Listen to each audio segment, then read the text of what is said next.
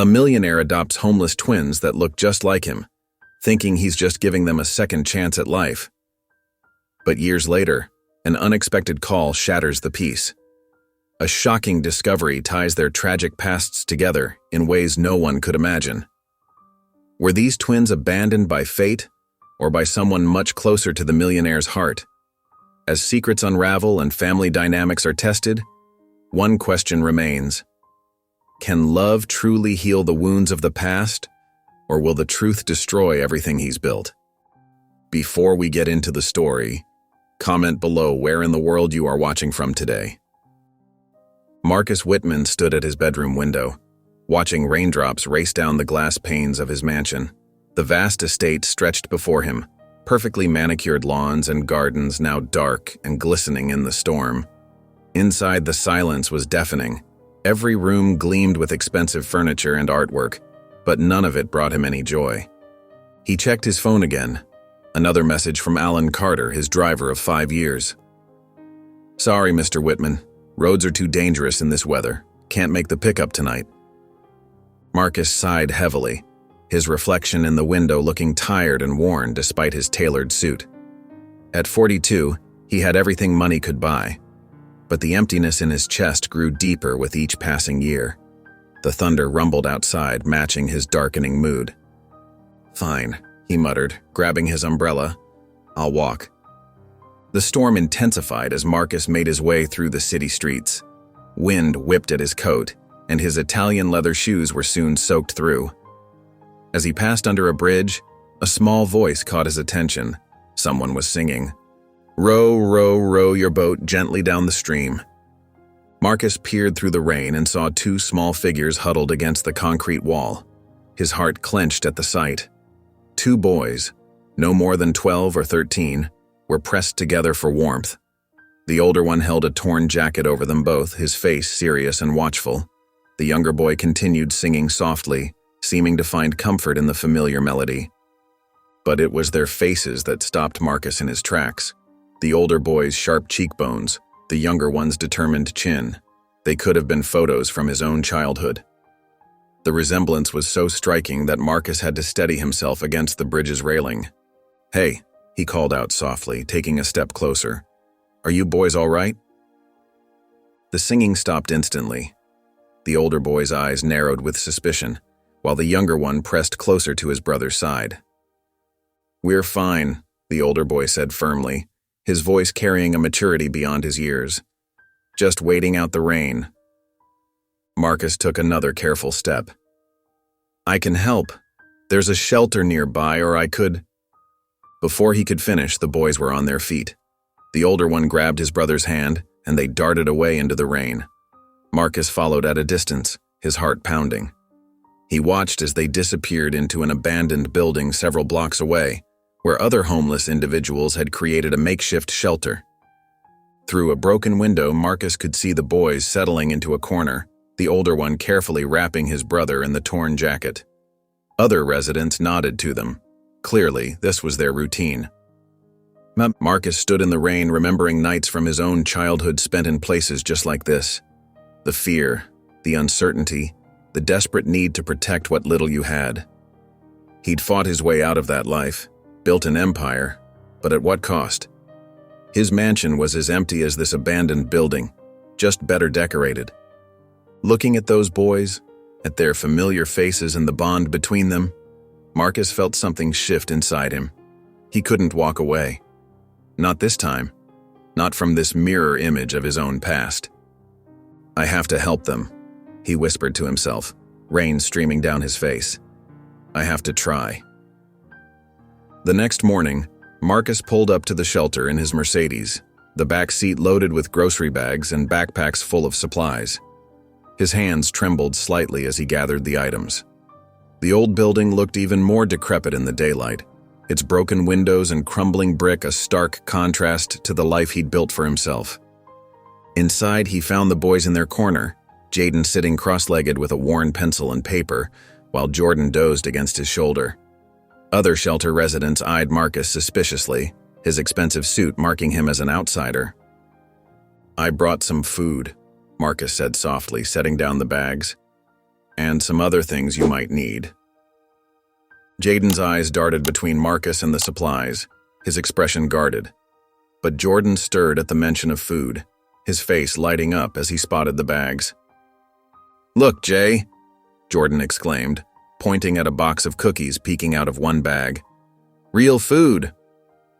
Marcus watched as Jaden's protective instincts battled with their obvious need. Finally, the older boy gave a slight nod, and Jordan scrambled forward to investigate the offerings. "There's sandwiches, fruit, water bottles," Marcus explained, keeping his distance to avoid spooking them, "and some clean clothes and blankets in the backpacks." As Jordan eagerly unpacked the food, a woman in practical clothing approached them. Her badge identified her as Maria Sanchez, a local social worker. Her eyes widened in recognition. "Mr. Whitman? What brings you here?" she asked, then glanced at the boys.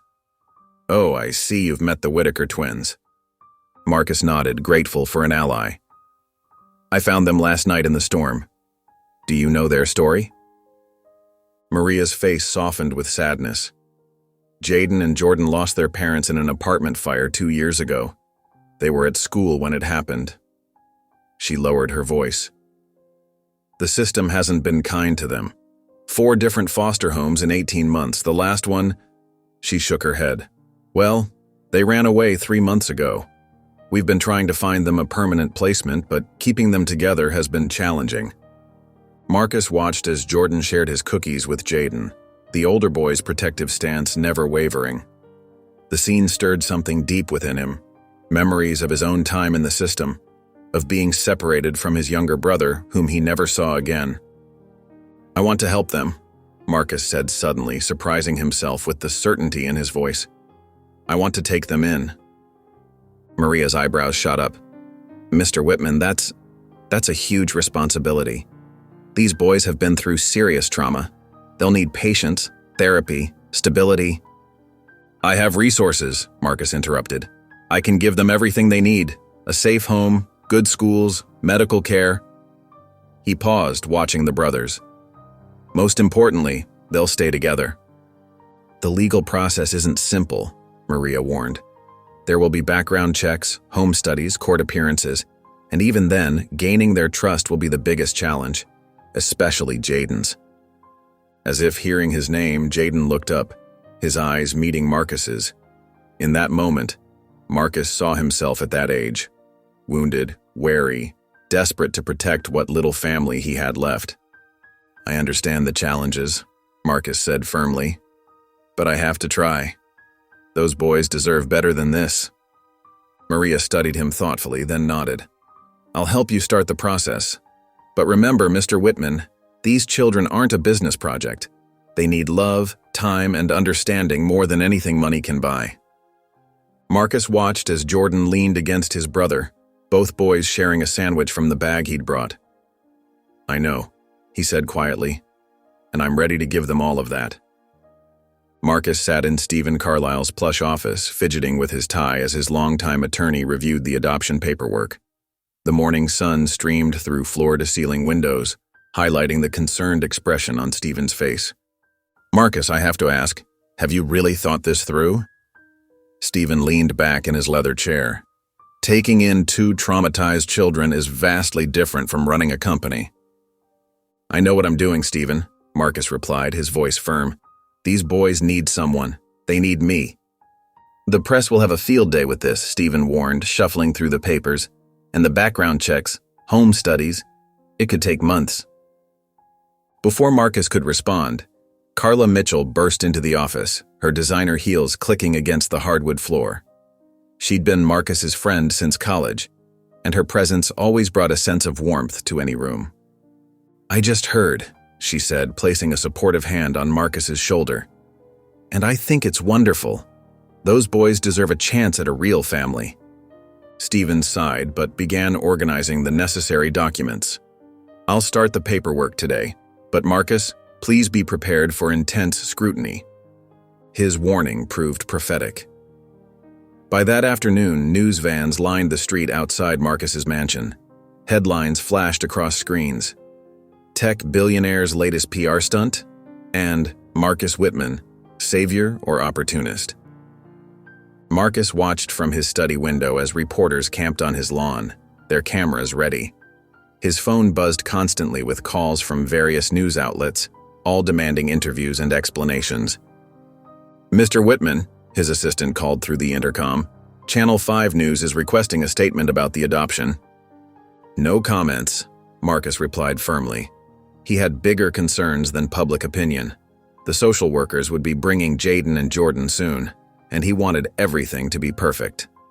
When the boys arrived that evening, their small backpacks clutched tightly, they stood in the grand foyer looking lost and overwhelmed.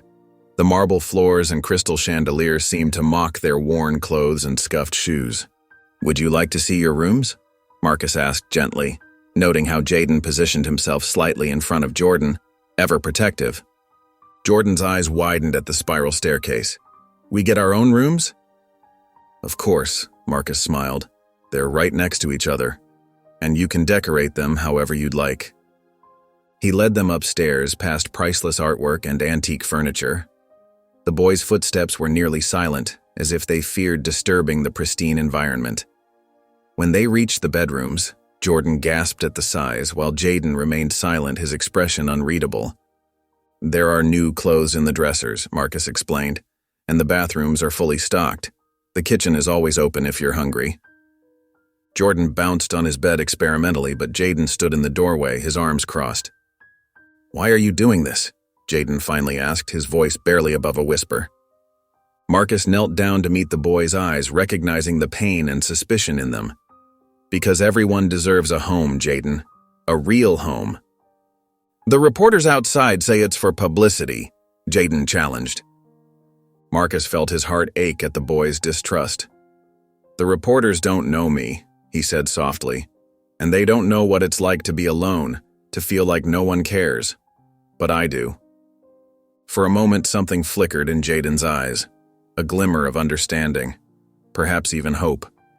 But then the walls went back up, and he turned away to inspect his room, leaving Marcus to wonder if he'd ever truly break through the boys' defenses.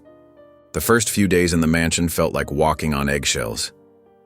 While Jordan bounced from room to room with growing excitement, Jaden retreated into one of the guest rooms on the 3rd floor, a quiet space overlooking the garden. Marcus would often find him there, curled up in a window seat with his sketchbook, drawing scenes from memory. "Would you like some art supplies?"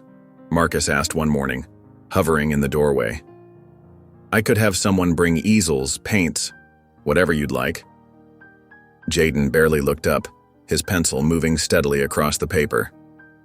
"I'm fine." Meanwhile, Jordan's laughter echoed through the halls as he discovered each new wonder. "Marcus, look at this huge TV," he'd call out. "Can we watch movies? Oh, and the pool. Can we swim sometime?" Marcus tried to balance his attention between them, but it felt like walking a tightrope. Every attempt to connect with Jaden was met with silence or one-word responses, while Jordan's enthusiasm sometimes overwhelmed his brother even further. Carla Mitchell arrived on a sunny afternoon, bringing with her a warmth that seemed to soften the mansion's formal atmosphere. She found the boys in the living room, Jordan playing a video game while Jaden sat apart, sketching as usual. "I brought something special," she announced, setting down a large bag. "When I was a counselor, we used to do this thing called feeling boxes." She pulled out colorful boxes and art supplies. "You can decorate them however you want, and inside you put things that represent your feelings." Jordan immediately dove into the craft supplies while Jaden watched from his corner. Carla sat beside him, not too close, just present. "You know," she said softly, "it's okay to miss them and still make room for new people in your heart." Jordan's hands stilled over his box, his voice small. "I miss Mom's pancakes. They were always shaped funny, but she tried so hard." Tears welled in his eyes, and Dad used to sing really bad karaoke. Marcus, standing in the doorway, felt his heart break. He wanted to rush in to comfort Jordan, but Carla caught his eye and subtly shook her head. This was their moment to share their grief. Jaden's pencil had stopped moving, though he kept his eyes fixed on his sketchbook. His knuckles were white where he gripped it. Later that evening, Marcus was passing by the kitchen when he heard Jordan's voice. "Can you help me reach the cookies, Dad?" Marcus froze, his heart skipping a beat. He peeked around the corner to see Jordan standing by the counter, looking up expectantly. The word had slipped out so naturally, so innocently. Tears pricked at Marcus's eyes as he stepped into the kitchen. "Of course, buddy," he managed to say, his voice thick with emotion. From the hallway, Jaden watched the scene unfold. His expression flickered between longing and fear, his hands clutching his ever-present sketchbook. For a moment, he seemed about to step forward, to join them in their warm kitchen moment. But then he turned away, his footsteps silent on the thick carpet as he retreated back to his safe haven upstairs. Marcus noticed the movement and caught a glimpse of Jaden's retreating form. His heart ached, wanting to follow, to somehow bridge the gap. But he knew that trust, like the art Jaden so carefully created, would take time and patience to build. For now, he would cherish this moment with Jordan while keeping space in his heart for when Jaden was ready. The annual Children's Hope Foundation gala sparkled with elegance, but Marcus felt uncomfortable in his tuxedo. He'd rather be at home with the boys, helping Jordan with his homework or trying to coax a conversation from Jaden. Instead, he stood among Seattle's elite, accepting congratulations for his recent philanthropy. "Mr. Whitman?" A man in a charcoal suit approached, his press badge catching the light. "Daniel Graham from the Seattle Sentinel. Could I have a moment?" Marcus forced a polite smile. "Mr. Graham, I'm not doing interviews tonight. This event is about the children." "It's about your children, actually." Daniel's voice dropped lower. "Jaden and Jordan Whitaker. There's something you should know." Marcus's shoulders tensed. "My boys are not up for discussion. Did you know Sarah Whitaker?" Daniel pulled out his phone, showing Marcus a photograph. The twins' mother? The image showed a young woman with kind eyes and a gentle smile. Something about her face tugged at Marcus's memory, but he couldn't place it. "I never met her," Marcus said firmly. "Really?" Daniel scrolled to another photo, this one yellowed with age. It showed a group of children standing outside a brick building. "Because this is the Evergreen Foster Home, 1995. That's you." He pointed to a sullen teenage boy in the back row. "And that," his finger moved to a young girl with familiar kind eyes, "is Sarah Matthews, before she married Tom Whitaker." Marcus stared at the photo, his throat tight. The memories he'd buried so deep began to surface. The scratchy blankets, the overcrowded rooms, the feeling of being just another number in the system. "You were there at the same time," Daniel pressed. "Is that why you chose these specific boys? Did you know their mother?" Marcus stepped back, his hands shaking. "No comment. Excuse me." He pushed through the crowd, barely acknowledging the concerned looks from other guests. In a quiet corner of the ballroom, he found Carla speaking with some donors. "I need to talk to you," he whispered urgently. "Now." They slipped into an empty conference room where Marcus paced the floor. "There's a reporter. He found something. I was in the same foster home as the twins' mother. I didn't know Carla. I swear I didn't know." Carla watched him with steady eyes. "Sit down, Marcus. You're going to wear a hole in that expensive carpet." How did I not recognize her name? How did I not make the connection? He collapsed into a chair. What if I only helped them because somewhere deep down I remembered her? What if this whole thing isn't about the boys at all, but about my own unresolved past? "Stop," Carla said firmly. "I've seen you with those boys. Nothing about your love for them is artificial or self-serving." "But the coincidence..." "Maybe it's not a coincidence," Carla suggested gently. "Maybe it's time to look into your past, Marcus. Not just for yourself, but for the boys. They deserve to know their full history, and so do you." Marcus ran his hands through his hair, disheveling his usually perfect appearance. "What if what I find makes things worse?" "What if it makes things better?" Carla countered. "Those boys are your family now, regardless of any past connections.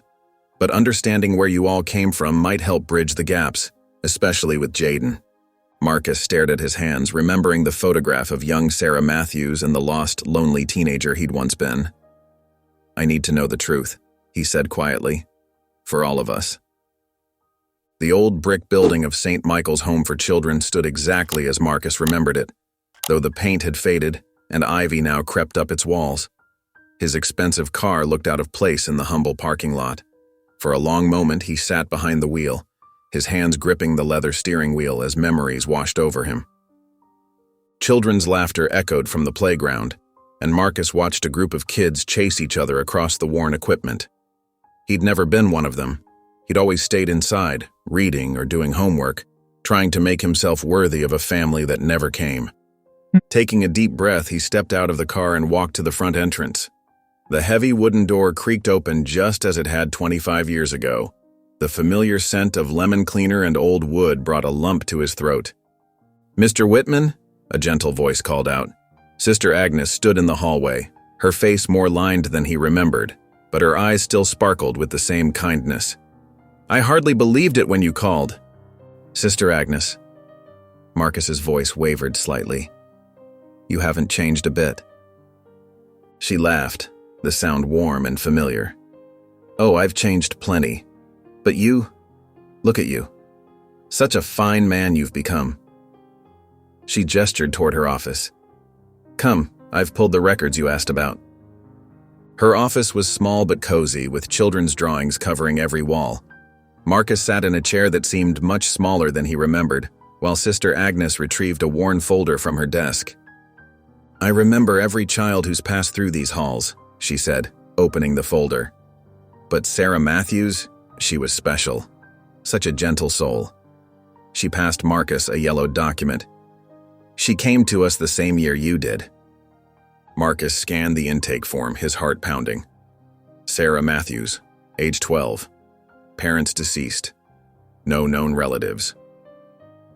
"She was adopted by the Peterson family just 3 months after you left," Sister Agnes continued, watching Marcus's face carefully. "She used to talk about finding her birth family someday. Said she had a brother somewhere." Marcus's hands trembled as he turned the page. There it was in black and white. Sarah Matthews, born to Elizabeth Matthews and James Whitman. James Whitman, his father's name. Marcus struggled to find words. "Did she know? About me?" Sister Agnes shook her head sadly. The information about her birth parents was sealed until she turned 18. By then, she'd already married Tom Whitaker and moved away. Marcus stared at the documents, his vision blurring. All those years ago, his sister had been just down the hall, and neither of them had known. And now her sons, his nephews, were living in his home. She was so determined to have a family of her own, Sister Agnes said softly. To give her children the love she missed out on. When I heard about the fire, she trailed off, dabbing at her eyes with a tissue. The drive home felt surreal. Marcus's mind raced with memories of Sarah, passing her in the hallway, maybe sharing meals in the same cafeteria, never knowing they were connected by blood. And now her boys, Jaden and Jordan, carried that same blood. As he pulled into his driveway, Marcus saw Jaden sitting on the front steps, sketchbook in hand. The boy looked up, his eyes, Sarah's eyes, meeting Marcus's with that same guarded expression. I need to tell them, Marcus whispered to himself, gripping the folder of records. But how do you tell two boys who've lost everything that the stranger who took them in is actually their uncle? Marcus pulled into the circular driveway of his mansion, his mind heavy with the weight of what he'd discovered at St. Michael's. The folder from Sister Agnes sat on the passenger seat like a ticking time bomb. As he stepped out of the car, he noticed Jaden perched on the front steps, hunched over his sketchbook. The boy barely glanced up as Marcus approached. Inside, the house felt different now. Every corner held new meaning, knowing that these walls sheltered his sister's children. Mrs. Patterson, the housekeeper, intercepted him in the foyer, her normally composed face creased with worry. Mr. Whitman, I'm concerned about the boys, she said in a low voice. Jaden hasn't touched his breakfast or lunch, and Jordan... She gestured toward the living room, where Jordan sat cross-legged on the floor, building with Legos but constantly looking over his shoulder as if checking that someone was still there. Dad, Jordan called out, abandoning his toys to wrap his arms around Marcus's legs. The words still felt new, making Marcus's heart skip a beat. "Hey, buddy," Marcus said softly, ruffling Jordan's hair. "Having fun with those Legos?" Jordan nodded but didn't let go, his grip tightening. Marcus recognized the fear in those eyes, the same fear he'd carried as a child, wondering if each goodbye might be the last. Later that afternoon, Marcus found Jaden in the library, still clutching his sketchbook like a shield. The boy had claimed this spot as his own, surrounded by tall shelves that reminded Marcus of his own childhood hideaways. "Mind if I join you?" Marcus asked, settling into a nearby armchair without waiting for an answer. Jaden's only response was to shift slightly away. "You know, when I was about your age, I used to hide in places like this too," Marcus began, his voice gentle. "The foster homes I stayed in. Some were okay, others not so much. Books became my escape." Jaden's pencil stopped moving, though he kept his eyes fixed on the page. "There was this one home," Marcus continued, "where the family had these fancy china plates displayed everywhere. I was so scared of breaking them that I barely moved.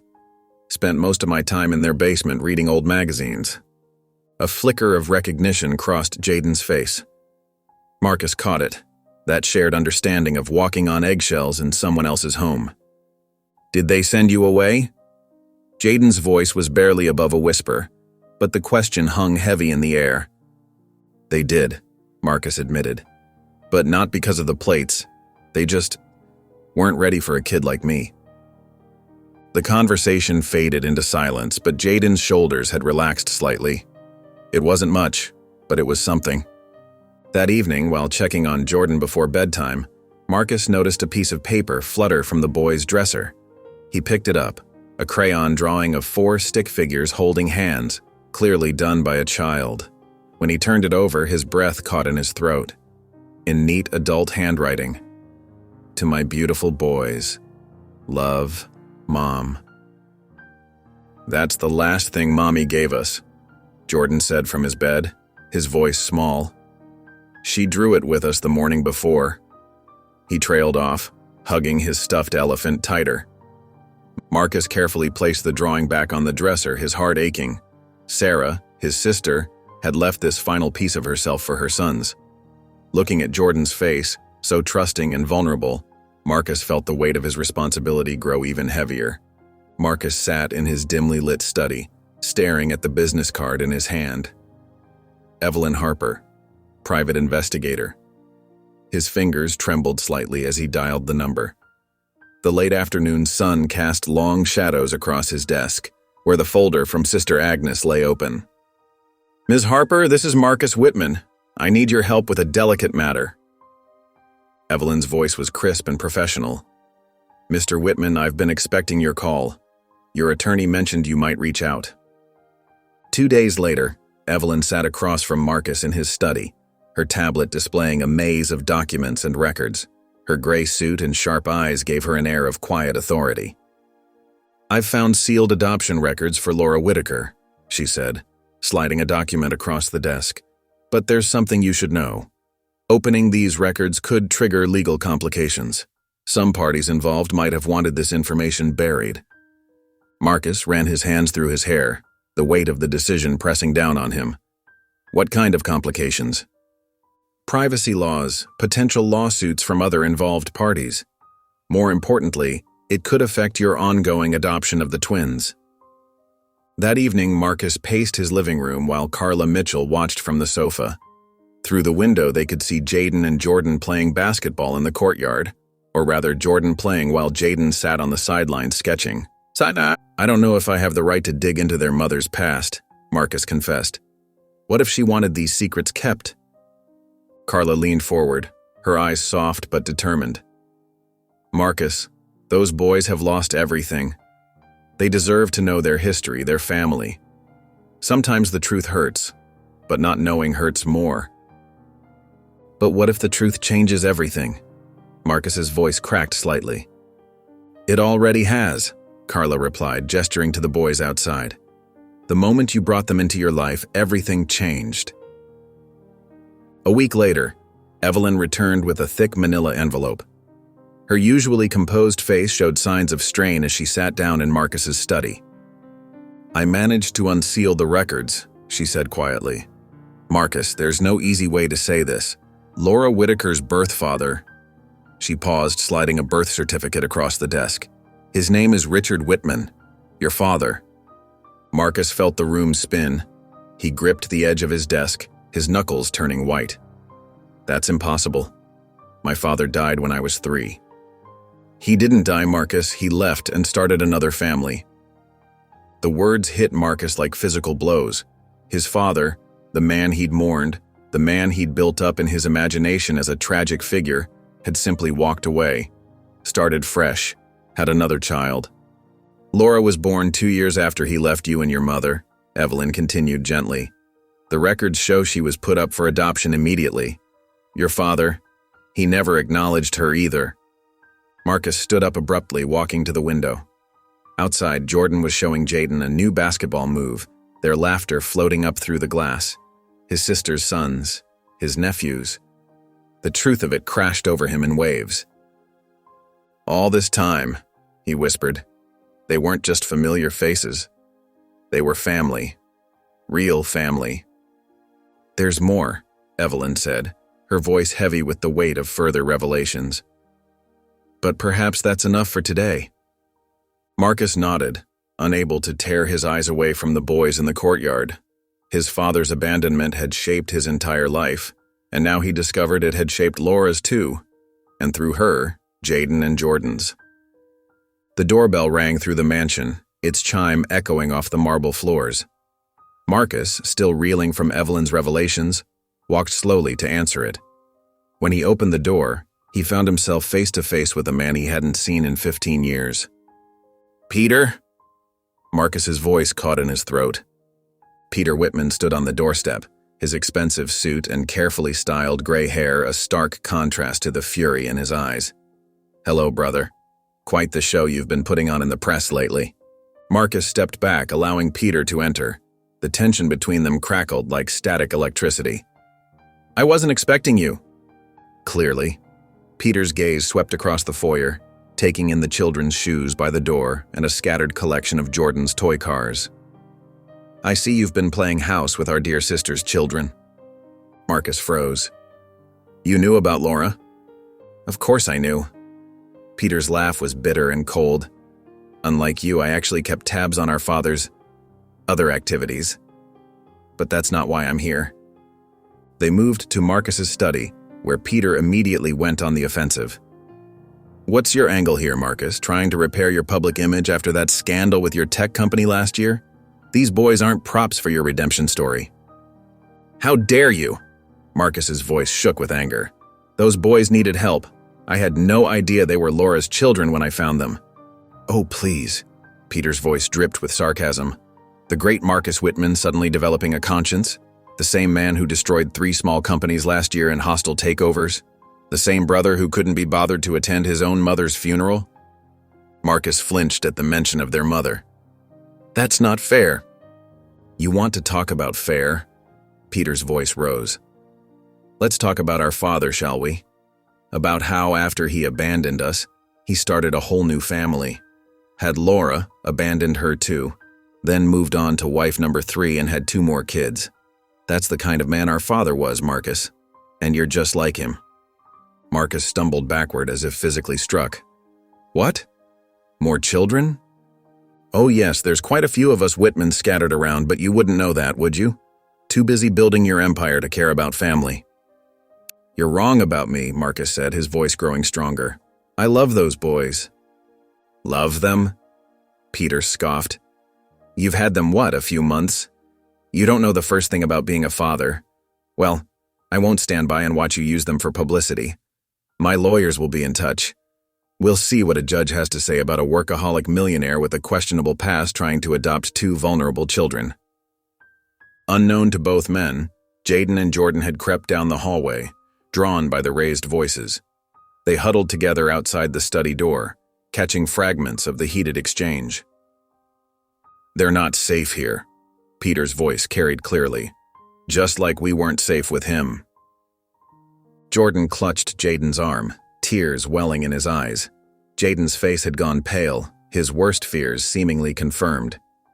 Marcus emerged from the study to find the boys there, their faces filled with fear and uncertainty. His heart sank as he realized what they must have heard. "Boys," he said softly, kneeling down to their level. "I promise you're safe here. Nothing is going to change that." But Jaden's eyes were already shuttered, the trust they'd slowly been building crumbling visibly. Jordan pressed closer to his brother, no longer meeting Marcus's gaze. From the study doorway, Peter watched the scene with a mixture of triumph and contempt. "I'll be in touch, brother," he said, before showing himself out.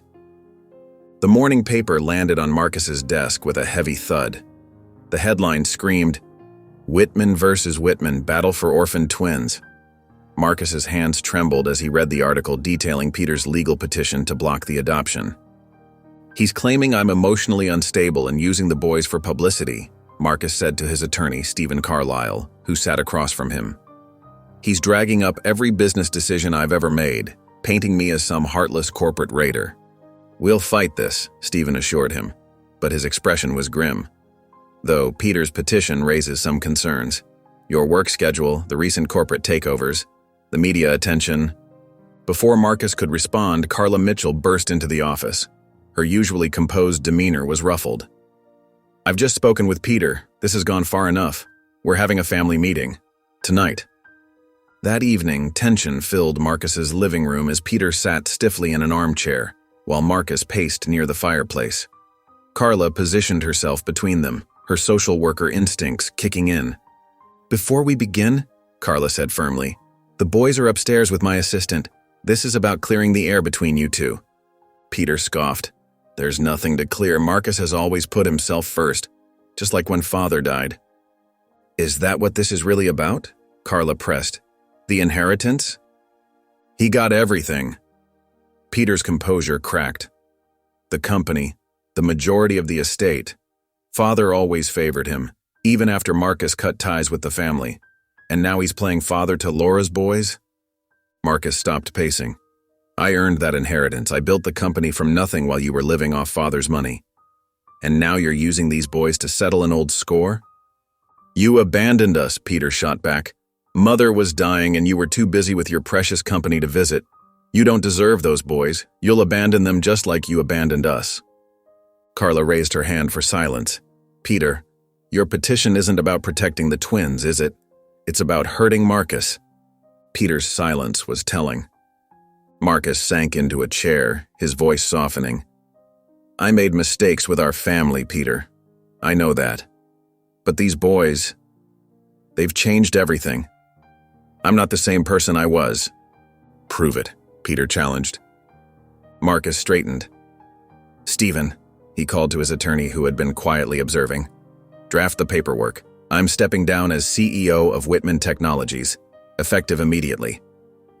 "Marcus, you can't," Stephen started. "I can and I will." Marcus's voice was firm. "These boys need me, really need me. Not just my money or my name, but my time and attention. I won't make the same mistakes again." Peter stared at his brother, genuinely surprised. "You'd give up your company? For them?" "In a heartbeat," Marcus replied without hesitation. "They're my family now, Peter. Our family. Laura's boys. Don't you see? This is our chance to heal what's broken. Not just for them, but for all of us." Carla watched the brothers carefully, noting how Peter's rigid posture slowly began to soften. The mention of Laura's name seemed to affect him deeply, reminding him of the sister they'd never known. "The boys need stability now more than ever," Carla added gently. "They need both their uncles, working together, not fighting over old wounds." Marcus sat in his study, surrounded by brochures from the city's most prestigious schools and programs. His fingers traced over glossy images of art studios and soccer fields, remembering how Jordan's eyes had lit up at the mention of sports, while Jaden would secretly sketch in corners of the mansion. "The Wellington Academy has excellent programs for both arts and athletics," Carla said, sorting through the papers. "And it's close enough that the boys won't feel too far from home." Marcus nodded, his mind already made up. "Schedule the tours. I want them to have every opportunity to explore their interests." The following week, Jordan bounced with excitement as he tried on his new soccer cleats. The pristine green field stretched before him, and Coach Thompson's encouraging smile made him feel instantly welcome. Marcus watched from the sidelines as Jordan joined the other children, his natural athleticism showing in every drill. Meanwhile, Jaden stood hesitantly at the entrance of the art studio. The room smelled of paint and possibility, with sunlight streaming through large windows. Ms. Rivera, the art instructor, gently guided him to an easel. "There's no pressure," she assured him. "Just let the brush speak for you." To everyone's surprise, Jaden took to painting like he'd been doing it all his life. His first few pieces were dark and brooding, full of shadows and rain. But as the weeks passed, colors began to seep into his work. Carla became a constant presence in their lives, dropping by with homemade cookies and gentle advice. She knew exactly when to offer a hug, or when to simply sit in understanding silence. The boys began to look forward to her visits, especially Jordan, who would excitedly share his soccer stories with her. One afternoon, Marcus found Jaden alone in the art studio at home. The boy was working intently on a canvas, his face focused in concentration. Marcus quietly pulled up a chair, watching as shapes and colors emerged under Jaden's careful brushstrokes. "Would you like to try?" Jaden asked softly, offering Marcus a brush. It was the first time he'd initiated conversation. Marcus accepted with surprise and gratitude. "I warn you, I'm terrible at this." A ghost of a smile crossed Jaden's face. "That's okay. Art isn't about being perfect." They painted together in comfortable silence, and Marcus noticed what was taking shape on Jaden's canvas: a family portrait. There were 4 figures: Jordan, Jaden, Carla, and to Marcus's astonishment, himself.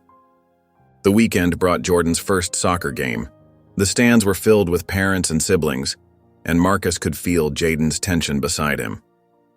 Carla sat on Jaden's other side, her presence steady and reassuring. Jordan looked tiny on the field, but his determination showed in every move. When he scored his first goal, Marcus jumped to his feet, cheering. He heard a small voice join in and turned to see Jaden standing too, his usual reserve cracking as he called out his brother's name. "Go, Jordan!"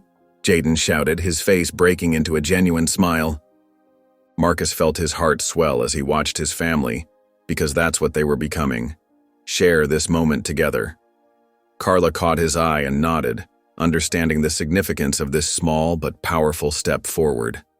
Jordan's team won the game, and he ran to them afterward, sweaty and beaming. Without hesitation, Jaden hugged his brother, not caring about the dirt and grass stains. Marcus and Carla joined in, creating a group hug that felt like healing, like home. Evelyn Harper's hands trembled as she held the worn leather journal. She sat across from Marcus in his study, the afternoon sun casting long shadows across the antique desk between them. "I found this in a storage unit registered to Laura Whitaker," Evelyn explained, her voice gentle. "It appears she kept detailed accounts of her life, especially during the boy's early years." Marcus reached for the diary with reverence, his fingers tracing the cracked spine. "Have you read it?" "Enough to know you need to see it," Evelyn replied, standing to leave. "Take your time, Marcus. Some entries are difficult." Alone in his study, Marcus opened the journal to its first page. Laura's handwriting was neat but rushed, as if she couldn't get the words down fast enough.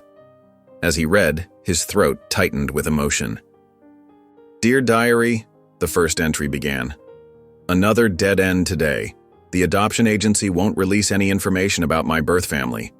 I know I have a brother out there, Marcus Whitman. I've seen him in the papers, so successful, so fortunate. Would he want to know me? Would he help if he knew about the boys?" Marcus's hands shook as he turned page after page. Laura wrote about working 3 jobs, about choosing between heat and food, about singing lullabies to her sons when there wasn't enough dinner. She detailed her desperate attempts to find him, all while he had lived in ignorant luxury mere miles away. "Jaden drew another picture today," one entry read. "He's so talented, just like I dreamed of being. But art supplies are expensive and the heating bill is due. Sometimes I wonder if I'm failing them. They deserve so much more than this life. Tears fell onto the pages as Marcus read about Laura's declining health, her fear for her son's future. The final entries were filled with regret and hope. Regret for not trying harder to find her family. Hope that her boys would someday have the life she couldn't give them. Later that evening, Marcus gathered Jaden and Jordan in the family room. Carla had helped him prepare for this moment, emphasizing the importance of honesty. The boys sat on the plush sofa, sensing the gravity in Marcus's demeanor. "Your mother left something behind," Marcus said softly, placing the diary on the coffee table. "She wrote about her life, about both of you, and about her search for family, including me." Jordan reached for the diary first, but Jaden snatched it away, his hands clutching it possessively. His eyes scanned the pages rapidly, his expression darkening with each word. "She knew about you?" Jaden's voice cracked. "She knew we had family out there and she never found you?" His fingers dug into the leather cover. "She left us alone. She got sick and she left us, and now we're supposed to care about her stupid diary?" Tears streamed down Jaden's face as years of pent-up emotion burst forth. Jordan moved closer to his brother, their shoulders touching in silent support. Marcus knelt before them, his eyes level with theirs. "Your mother loved you more than anything. She tried so hard to find me, to give you a better life. I wish I had known. I wish I could have helped her." He took a deep breath. "But I'm here now. And nothing. Not Peter. Not the courts. Not anyone. Will change the fact that you are my family." Jaden's grip on the diary loosened slightly.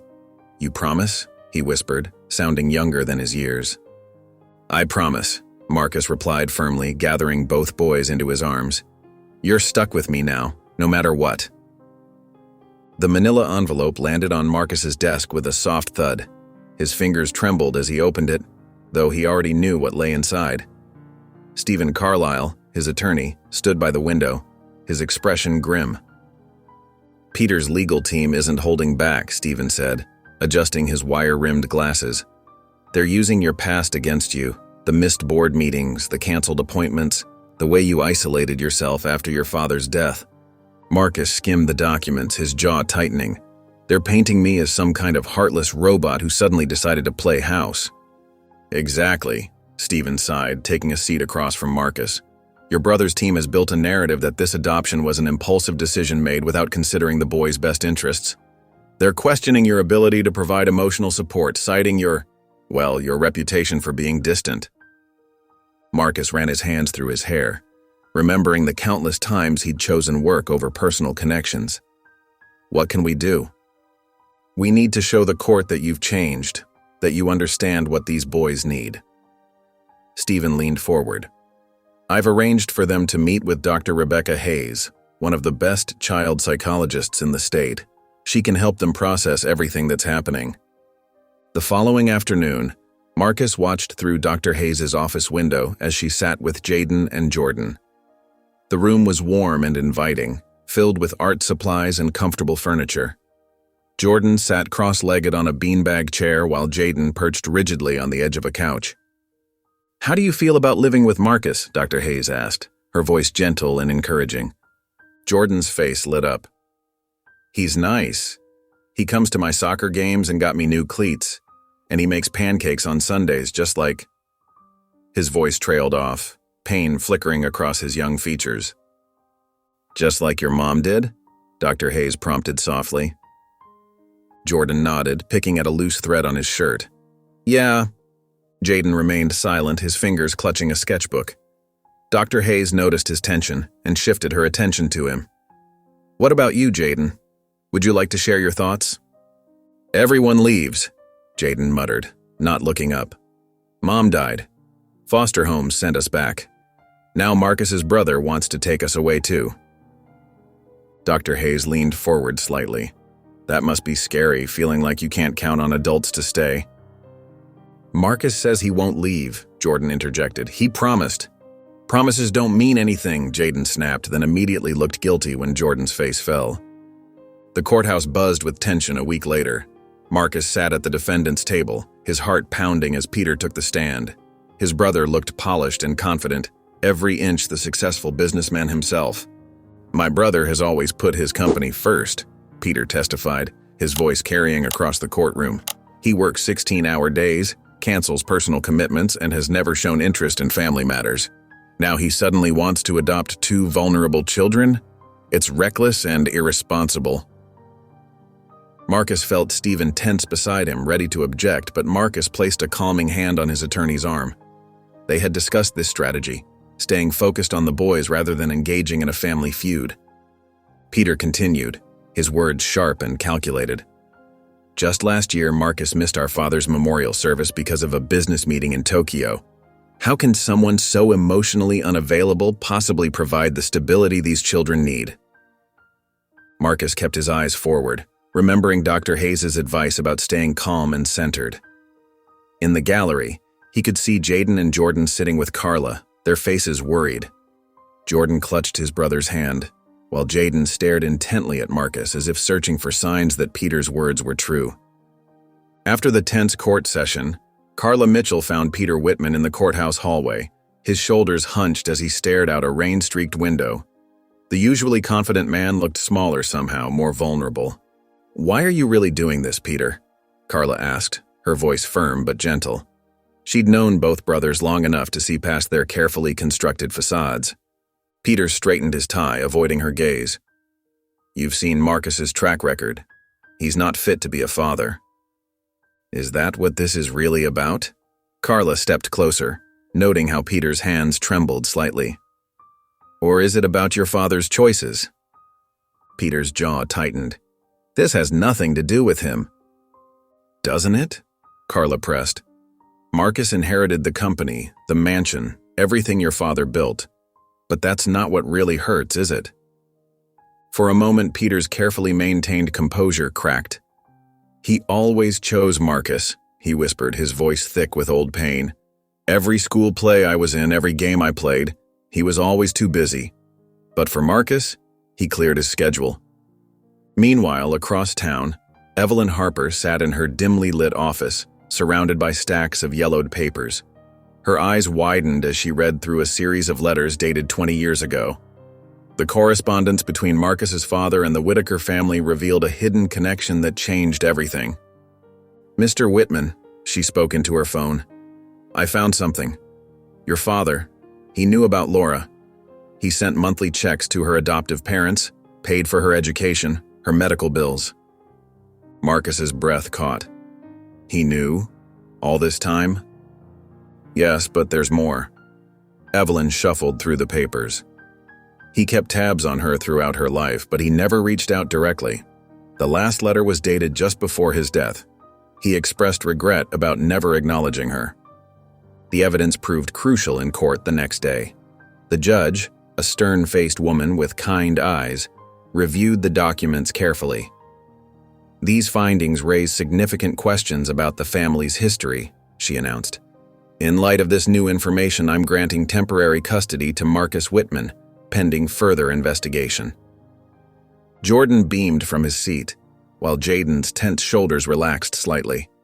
Marcus felt tears prick his eyes as he watched his nephews, his family. After the ruling, Peter stormed into an empty conference room, Carla following close behind. His composure finally shattered as he slumped into a chair. "I just wanted him to notice me," Peter admitted, his voice breaking. "Even at the end, when he was sick, all he talked about was Marcus taking over the company. And now Marcus gets these boys too? Another perfect family while I'm left out in the cold?" Carla sat beside him, her expression softening. "Peter, these boys aren't a replacement family. They're 2 scared children who need stability and love, just like you needed it, just like Marcus needed it." "I know," Peter whispered, running his hands over his face. "I know they need help. But seeing Marcus step up, become this devoted father figure, it brings back everything Dad never gave me. Everything I wanted but never got." The revelation of their father's secret support of Laura, combined with Peter's emotional confession, cast a new light on the family's complicated dynamics. Dr. Hayes, observing from the courthouse steps, noted how trauma and loss had shaped 3 generations of the Whitman family. The soccer field buzzed with excitement as parents and children gathered for Jordan's big game.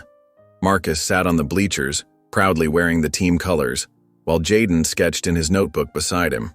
The autumn air was crisp, filled with cheers and the sound of cleats against grass. Jordan dribbled the ball down the field, his face lighting up as he scored his first goal. Marcus jumped to his feet, clapping and shouting encouragement. Even Jaden looked up from his drawing to smile at his brother's success. But the peaceful moment shattered when Peter Whitman's voice boomed across the field. "How dare you pretend to be their family?" Peter stormed toward the bleachers, his face red with anger. Parents turned to stare as he pointed an accusing finger at Marcus.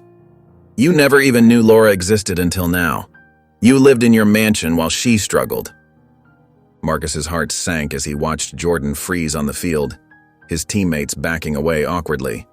Jaden's pencil clattered to the ground as his hands began to shake. "Peter, this isn't the place," Marcus said quietly, trying to shield the boys from the scene. "The place like you cared about the right place when you abandoned your own sister." Peter's voice cracked with emotion. "You want to play happy families now? Where were you when she needed help?" Jaden suddenly bolted from the bleachers, tears streaming down his face as he ran toward the parking lot. Marcus started after him, but Jordan's angry voice stopped him. "Is it true?" Jordan demanded, his small frame trembling. "Did you know about our mom?" Before Marcus could answer, Jaden had disappeared around the corner. With a heavy heart, Marcus knew where his eldest nephew would go, the art studio he'd created in the east wing of the mansion. Marcus found Jaden exactly where he expected, huddled in front of an easel. Tears dripped onto a half-finished painting of their family, Marcus, Jordan, and himself at the soccer field. "I thought this time would be different," Jaden whispered, not looking up. "Everyone always leaves us. First mom and dad, then the foster families, and now—" Marcus knelt beside him, his heart breaking at the pain in Jaden's voice. "I'm not leaving, Jaden. Not now, not ever."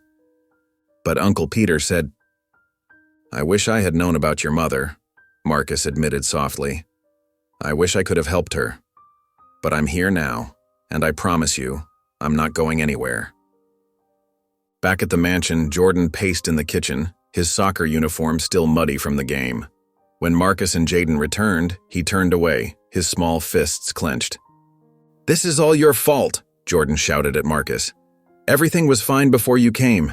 Now everyone's fighting and Jaden's crying and—" His voice broke as tears welled up in his eyes. Marcus wanted to reach out to comfort him, but Jordan backed away. The trust they'd built over the past months seemed to crumble under the weight of Peter's accusations.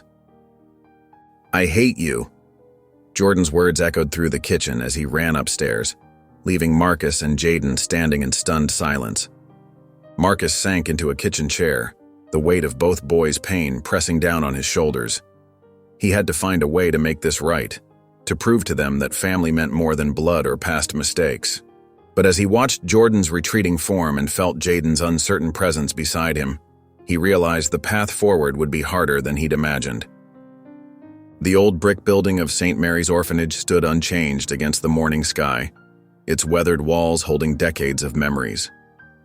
Marcus parked his car in the small lot, his hands gripping the steering wheel as he gathered his courage. In the back seat, Jaden and Jordan sat quietly, their eyes taking in the worn facade. "This is where I grew up," Marcus said softly, catching their reflection in the rearview mirror. "From age 6 until I was 16. Sister Agnes waited at the entrance, her familiar, warm smile greeting them as they approached. Her silver hair peeked out from beneath her habit, and despite her advanced age, her eyes sparkled with the same kindness Marcus remembered from his childhood. "Marcus Whitman," she said, opening her arms, "and these must be Jaden and Jordan." She knelt down to their level, her gentle demeanor putting the boys at ease. Inside, Sister Agnes led them through the narrow hallways. "Your Uncle Marcus," she began, addressing the twins, "was one of our most determined children. He used to stay up late studying by flashlight under his blanket." Jordan's eyes widened. "Really?" "Oh yes," Sister Agnes chuckled. "He was also our resident handyman. Fixed the old playground swing set all by himself when he was 14. She paused by a wall of photographs, pointing to a faded picture of a teenage Marcus surrounded by younger children. Jaden stepped closer to the photo, studying it intently. What are they doing? Teaching the little ones to read, Sister Agnes explained. Marcus started a reading program here. He knew education was his way out, but he never forgot to help others along the way. Later that week, Marcus drove the twins to the local homeless shelter where he'd first found them. This time they arrived with boxes of supplies and warm meals. Carla Mitchell greeted them at the entrance, clipboard in hand. "Yep, ready to make a difference?" she asked, handing them volunteer badges.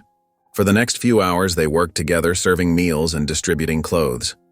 Marcus watched as Jaden helped a young boy about Jordan's age find a warm jacket that fit.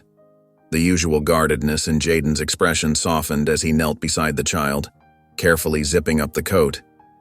"You're good at this," Marcus said quietly, joining Jaden at the clothing station. Jaden shrugged, but there was a hint of pride in his voice. "I used to do this for Jordan. Find clothes that fit him, I mean. When we were—" He trailed off, but Marcus understood. Jordan, meanwhile, had appointed himself official greeter, his natural cheerfulness drawing smiles from even the weariest visitors. "You should have seen Jaden and Marcus fixing the broken heater," he told anyone who would listen. "They're like superheroes." Unknown to them, Peter Whitman stood across the street, watching through the shelter's large windows. He'd followed them, intending to gather more evidence against Marcus, but what he saw made him pause. There was Marcus rolling up his sleeves to clean tables alongside the boys. There was Jaden, actually smiling as he worked beside his uncle. And there was Jordan bouncing between them with an energy Peter hadn't seen since the court proceedings began. The scene before him didn't match the narrative he'd constructed. The Marcus he saw wasn't the cold, calculating businessman he'd painted in court. This was someone else entirely. Someone who looked remarkably like the brother he'd once known, before money and success had driven them apart. Peter watched as Marcus helped Jaden carry a heavy box, their heads bent together in conversation. He saw Jordan run up to them, wrapping his arms around Marcus's waist in enspont. Evelyn Harper's hands trembled as she held the yellowed letters. The afternoon sun streamed through her office window, illuminating the faded ink of what appeared to be their father's final attempts at reconciliation. She immediately called Marcus. "You need to see these," she said, her voice thick with emotion. "They change everything." Within an hour, Marcus sat in her office reading through the stack of letters. Each one revealed a different layer of their father's regret. Attempts to connect with Laura, offers of financial support, and finally a heartbreaking plea for forgiveness that went unanswered. "She refused to see him," Evelyn explained gently, watching Marcus's face. "The last letter is dated just months before his death. Your father wrote about wanting to make amends, not just with Laura, but with both his families. He knew he'd failed all of you." Marcus's hands shook as he read the final letter. "He tried to find her multiple times," he whispered, "but she couldn't forgive him for abandoning her." Armed with this new information, Marcus drove to Peter's house. The suburban street was quiet, but Marcus's heart thundered in his chest as he approached the front door. Peter answered with his usual scowl. "What do you want?" Peter demanded. Marcus held up the stack of letters. "We need to talk about Dad." Inside Peter's study, Marcus spread the letters across the mahogany desk. "He tried to make it right, Peter. With all of us. Including Laura." Peter snatched up one of the letters, his face reddening as he read. "This doesn't change anything," he snapped. "So what if he felt guilty? It doesn't make what you're doing now any less self-serving." "Can't you see?" Marcus's voice rose. "This isn't about Dad anymore. This is about those boys, our nephews. They need us, Peter. They need family." "Family?" Peter laughed bitterly. "Since when do you care about family? You've spent years building your empire, ignoring everyone else. Now suddenly you want to play daddy?" Neither man noticed the study door creak open nor the two small figures hovering in the doorway. "He's not playing," Jaden's quiet voice cut through their argument. Both men turned to find the twins standing there, Jordan clutching his brother's hand. Marcus helps us with homework, Jordan added. He comes to my soccer games. He built an art studio for Jaden. Jaden stepped forward, his voice stronger now. We're not stupid. We know you think he's doing this for show, but you're wrong. When I have nightmares about the fire, he sits with me until I fall asleep. He doesn't have to do that. Nobody's watching then. Peter's face softened slightly as he looked at the boys. Kids, it's complicated. No, it's not, Jordan interrupted. We feel safe with Marcus. For the first time since Mom died, we have a home. Please don't take that away. Jaden met Peter's eyes. You keep saying Marcus doesn't know how to be family, but he's learning, just like we are, and he's trying really hard. Peter sank into his chair, the fight seeming to drain from him as he looked at the earnest faces of his nephews.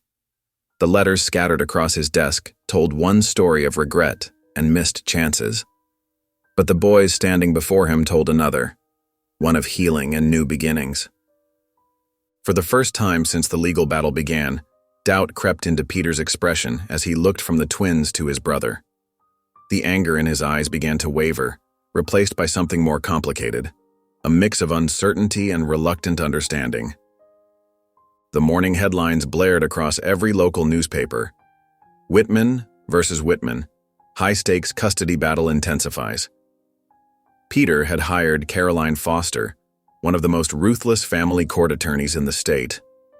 Marcus's stomach churned as he read the news, his hands trembling around his coffee cup. We'll fight this, Stephen Carlisle assured him, but Marcus could hear the worry in his lawyer's voice. In his home office, Marcus watched through the window as Jaden and Jordan played basketball in the courtyard. The sound of their laughter, once so rare, now filled the mansion regularly. The thought of losing them made his chest tighten. Dad! Jordan called out, waving. Come play with us! Marcus forced a smile and waved back, his heart heavy. These moments had become precious to him, and Caroline Foster was determined to take them away. During the court-ordered evaluation, Dr. Rebecca Hayes sat in Marcus's living room, observing as he helped Jaden with an art project. The boy's usual guardedness had softened, and he leaned into Marcus's guidance as they mixed colors on the palette. See? Marcus pointed to the canvas. Sometimes the most beautiful things come from unexpected combinations. Jordan burst into the room, soccer ball under his arm. Can we show Dr. Hayes my trophies? Dr. Hayes watched as Marcus's face lit up with pride. Of course we can, buddy, he said, ruffling Jordan's hair. The boy beamed, grabbing Marcus's hand and pulling him toward the display case they'd set up together. In her testimony the next day, Dr. Hayes spoke with conviction. The bonds I've observed between Marcus Whitman and these children are remarkable, she stated firmly. They've developed a secure attachment that's crucial for their emotional development, particularly given their traumatic history. Caroline Foster stood to cross-examine. Isn't it possible these bonds are superficial, created for show? Absolutely not, Dr. Hayes replied. The subtle interactions I witnessed, the way Jaden now seeks Marcus's approval, how Jordan freely expresses both joy and fear with him, these can't be manufactured. Removing them from Marcus's care would be devastating to their recovery. The courtroom fell silent as Peter took the stand. His testimony started calmly enough, but as Marcus's attorney pressed him about his motives, Peter's composure cracked. He always got everything, Peter exploded, his face reddening. Dad's company, the mansion, the inheritance, everything. And now he gets to play hero to these kids? The judge leaned forward. Mr. Whitman, are you suggesting your petition is motivated by personal grievances against your brother? Peter's hands gripped the witness stand. You don't understand. He never had to work for anything. Dad handed him everything on a silver platter while I struggled for scraps of attention. And now he thinks he can just waltz in and be the perfect father? Marcus sat stunned, watching his brother unravel. Years of resentment poured out as Peter continued his tirade. These boys deserve better than someone who's trying to buy redemption, Peter spat, but his voice wavered with uncertainty. The judge raised her hand, silencing the courtroom. Given the emotional nature of today's testimony, I'm taking this under advisement. We'll reconvene in 3 days for my ruling. Marcus watched as Jaden and Jordan huddled closer to Carla Mitchell in the gallery, their faces reflecting the fear and uncertainty that had become all too familiar. The weight of their future pressed down on his shoulders like a physical burden, and for the first time since this battle began, he allowed himself to show his vulnerability, a single tear rolling down his cheek. The morning after the emotional court session, Marcus packed up his SUV with camping gear. He needed to get away from the constant phone calls and legal discussions, and more importantly, he needed time with the boys away from all the chaos. "Where are we going?" Jordan bounced excitedly in the back seat while Jaden sat quietly, clutching his sketchbook. "There's a beautiful campground about 2 hours from here," Marcus explained, adjusting the rearview mirror. "I used to go there sometimes when I needed to clear my head." The drive was peaceful, with Jordan chattering about wildlife he hoped to see, and Jaden occasionally looking up from his drawing to watch the scenery change from city buildings to dense forest. Marcus felt the tension in his shoulders slowly release with each mile they put between themselves and the courthouse. At the campsite, Marcus showed the boys how to set up their tent, patiently explaining each step. Jordan threw himself into the task with enthusiasm, while Jaden watched carefully, methodically helping with the tent poles. As evening approached, they sat by the lake, fishing rods in hand. The water sparkled under the setting sun, and a gentle breeze rustled through the trees. Jaden broke the comfortable silence first. "Mom used to tell us stories about camping," he said softly, his eyes fixed on the water. "She never had enough money to take us, but she'd describe it so well I could almost smell the pine trees." Marcus listened, his heart aching as Jaden continued. "She worked 2 jobs sometimes, you know, but she'd always make time to read to us before bed." Jaden's voice cracked slightly. "She was so strong. Even when things got really bad, she never stopped trying to make things better for us." Jordan nodded, wiping his eyes with his sleeve. "She used to sing this silly song when we were scared." As darkness fell, Marcus built a campfire, and they gathered around it with hot chocolate and marshmallows. The flames cast dancing shadows on their faces as Marcus took a deep breath. "When I was about your age," he began, poking at the fire with a stick, "I spent 3 years moving between foster homes. Some were okay, some weren't. I used to carry this little tin box with me everywhere." The boys leaned in closer as Marcus continued. "Inside, I kept a photo of my mom, though I barely remembered her, and a small toy car my first foster brother gave me. That box was my whole world because it was the only thing that was truly mine." "What happened to it?" Jordan asked, his marshmallow forgotten on his stick. "I still have it," Marcus admitted. "It's in my office safe. Sometimes when things get tough, I take it out to remind myself that I survived those times, that I'm stronger than I think." Jaden's eyes met Marcus's across the fire. "Did you feel alone?" he asked quietly. "All the time," Marcus replied honestly. "But you know what? That's why I understand how important it is to have people who truly care about you. And I want you both to know that I care about you more than anything in this world."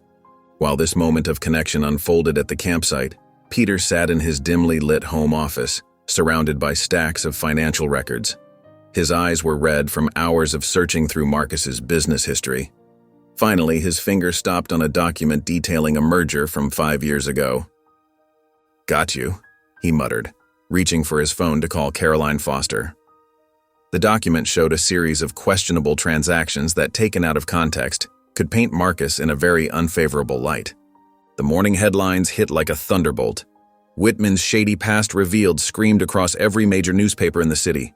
Peter had strategically leaked documents about a merger Marcus had overseen 5 years ago, carefully omitting crucial context that would have explained the complicated but legal transactions. Marcus sat at his kitchen table, staring at his untouched coffee while Carla Mitchell read through the articles on her tablet. The boys were still asleep upstairs, blissfully unaware of the storm brewing around their family. "This is a calculated attack," Carla said, her voice tight with anger. "Peter's twisted the facts completely out of context." Marcus rubbed his temples. "The timing couldn't be worse. The judge is already skeptical about my ability to provide a stable home." The sound of footsteps on the stairs made them both look up. Jaden appeared in the doorway, his expression guarded as he caught sight of the newspapers scattered across the table. Jordan followed close behind, immediately sensing the tension in the room. "What's wrong?" Jaden asked, his voice barely above a whisper. Marcus tried to smile, but it didn't reach his eyes. "Just some complicated grown-up stuff, buddy. Nothing for you to worry about." But the boys weren't fooled. Jordan picked up one of the papers, his eyes widening as he saw Marcus's picture splashed across the front page. Jaden's face hardened, his walls visibly going back up. Carla stepped in, her voice firm but gentle. "We need to get ahead of this, Marcus. Let me arrange a press conference. You need to tell your side of the story." Marcus initially resisted, but watching the twins' uncertain faces convinced him. He couldn't let Peter's accusations destroy everything they'd built together.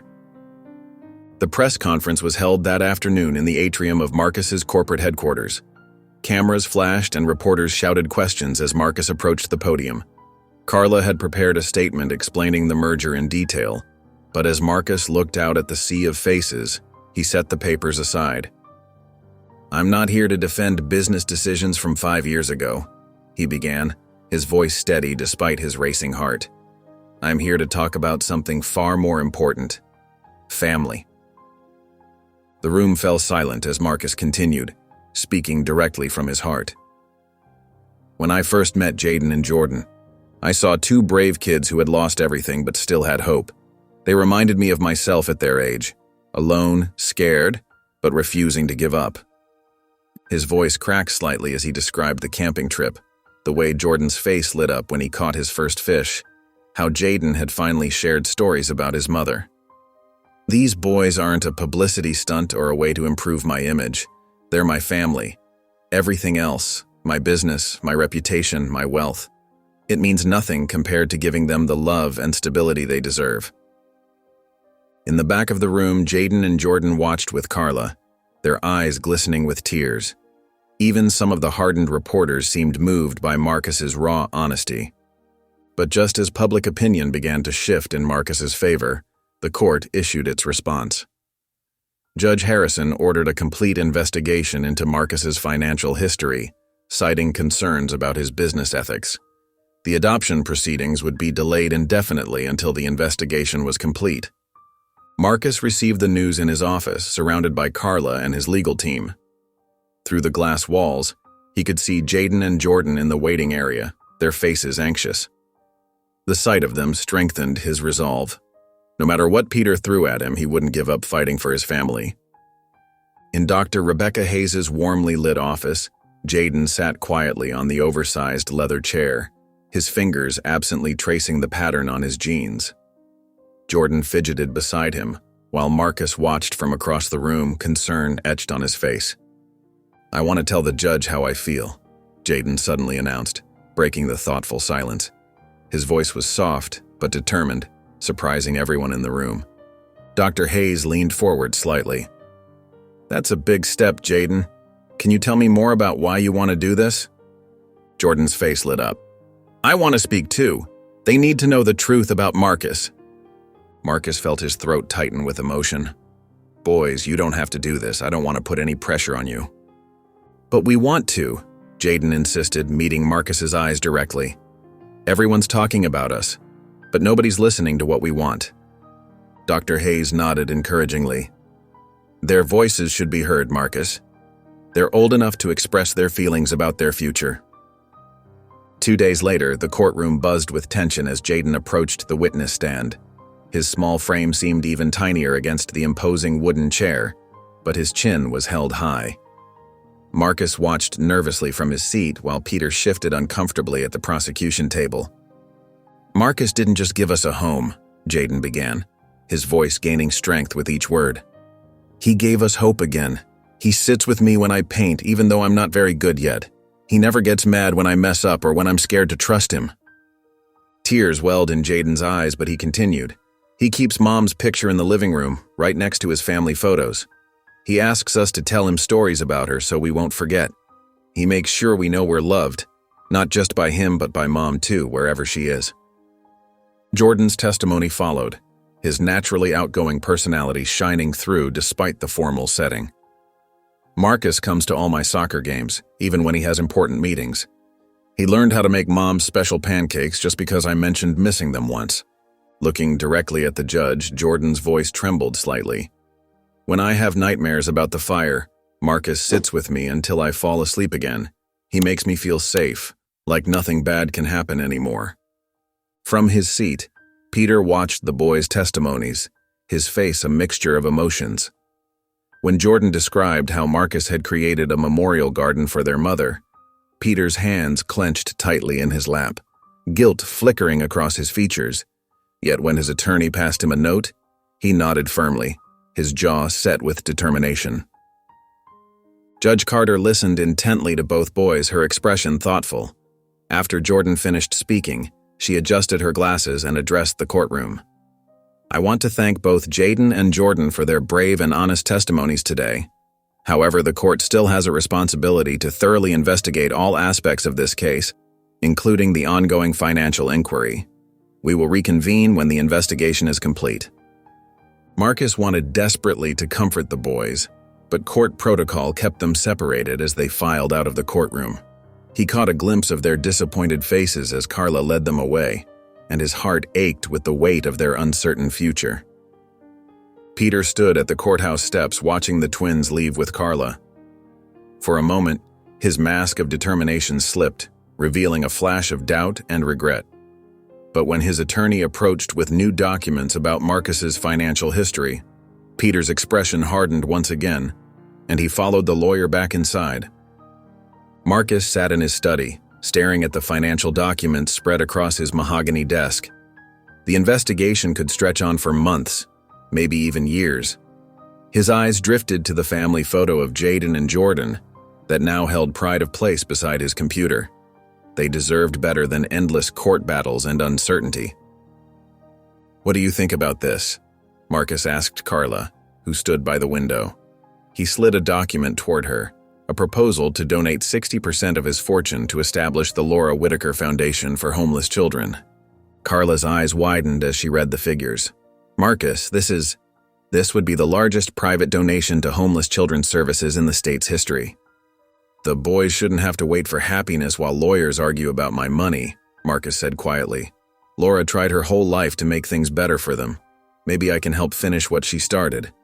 The community center buzzed with excitement during the announcement event.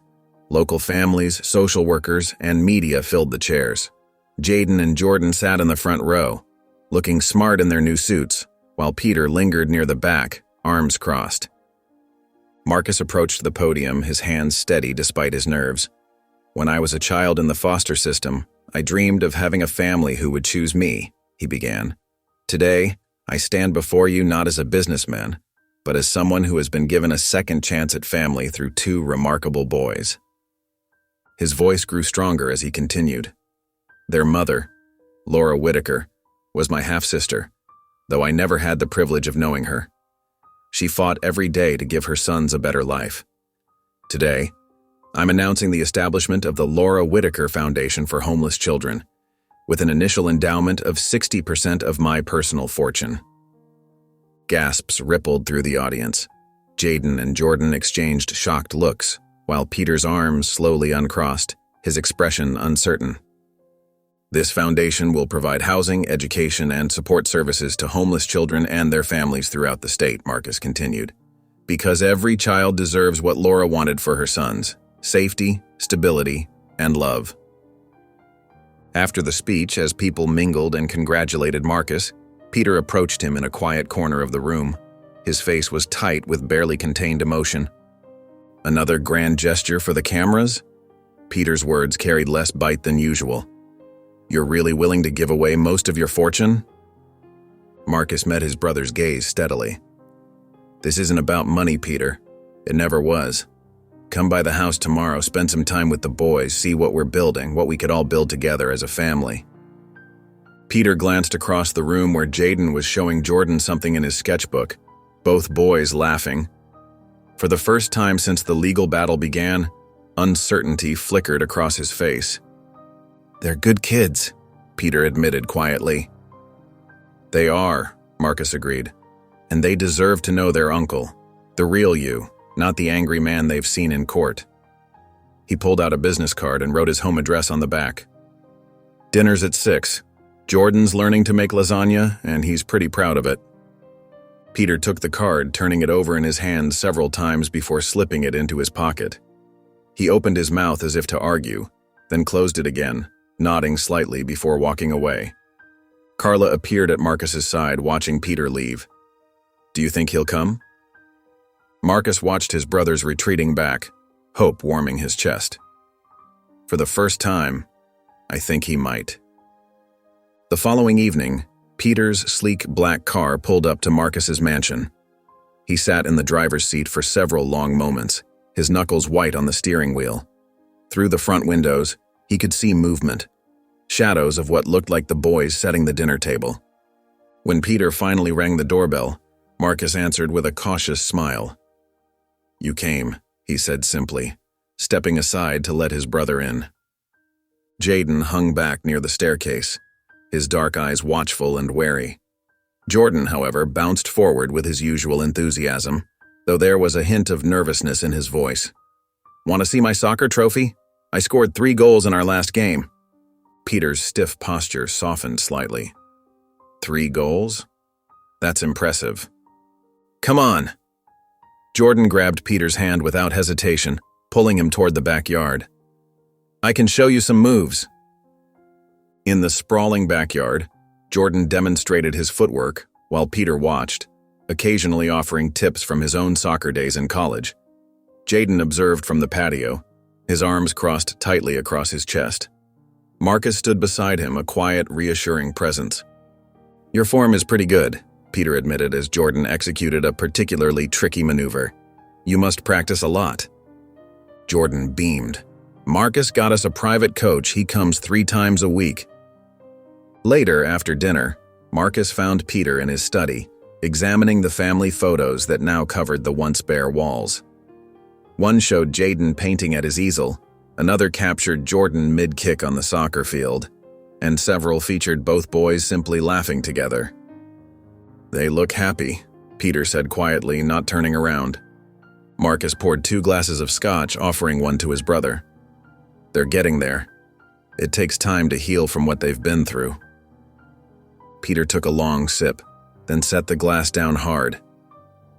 "Dad always favored you, you know. Even before the will, it was always about Marcus. The smart one, the driven one, the one who'd carry on his legacy." "Dad was wrong about a lot of things," Marcus replied, "including how he treated you. I was wrong too, getting so caught up in the business that I let us drift apart." "I wanted to hurt you," Peter admitted, his voice rough.